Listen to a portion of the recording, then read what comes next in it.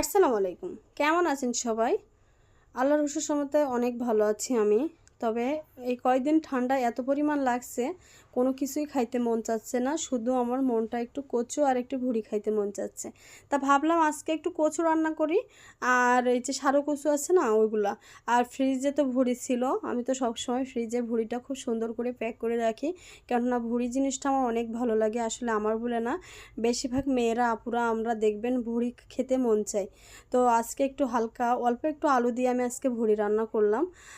আর কচু দিয়ে ইলিশ মাছ ছিল, ওই যে আগের দিন কাটছিলাম, একটা মাছ তো একবারে খাওয়া যায় না। তারপরে এই যে চাল কুমড়ো ভাজি করছিলাম পাশের বাড়ি থেকে। আমার একটা যা দেখছি সকালবেলা ঘুম থেকে আমাকে উঠিয়ে চাল কুমড়ো দিয়ে গিয়েছে, বললাম এটা রান্না করে খা, তোদের তো ইলিশ মাছ টাছ থাকে ওইটা দিয়ে একটু করে খাস। আমি আবার বললাম না, আমি তো রান্না খাইতেই পারি না, আমার কাছে ভাজি অনেক ভালো লাগে। তা ভাবলাম আমার বাড়ির মুরগির ডিম দিয়ে একটু ভাজি করি। তো চাল কুমড়ো ভাজি ছিল, আর ছিল আপনার কচু দিয়ে ইলিশ মাছ আর ভুড়ি। তো যাই হোক, শরীরটা অনেকটাই খারাপ, আল্লাহর রসের সময়তে আজকে একটু ভালো লাগছে।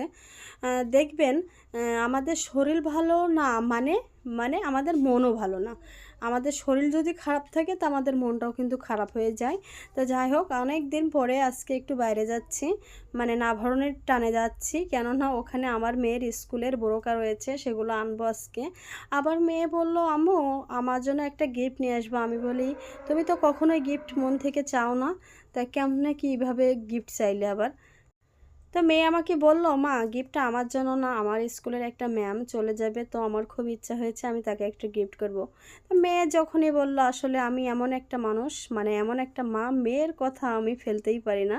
তো আসলাম ভাইয়ের দোকানে, এসে দেখছি উনি ঘুমাচ্ছে, তো আবার একটু ছবি তুললাম, একটু ভিডিও করলাম। আর ম্যাডামের জন্য একটা ঘড়ি কিনলাম। তো ঘড়ি কেনার সময় আমার একটা ঘড়ি খুবই পছন্দ হয়েছে। 1200 টাকা দাম বলছে, আমি অবশ্যই 400 টাকা বলেছি, তা দেইনি। তো আমি একটা ঘড়ি নিয়েছি, আর এই যে ম্যাডামের জন্য একটা ঘড়ি নিলাম। মেয়ের স্কুলের ম্যাডামের জন্য আমারও একটা ঘড়ি হলো, খুবই ভালো লাগলো।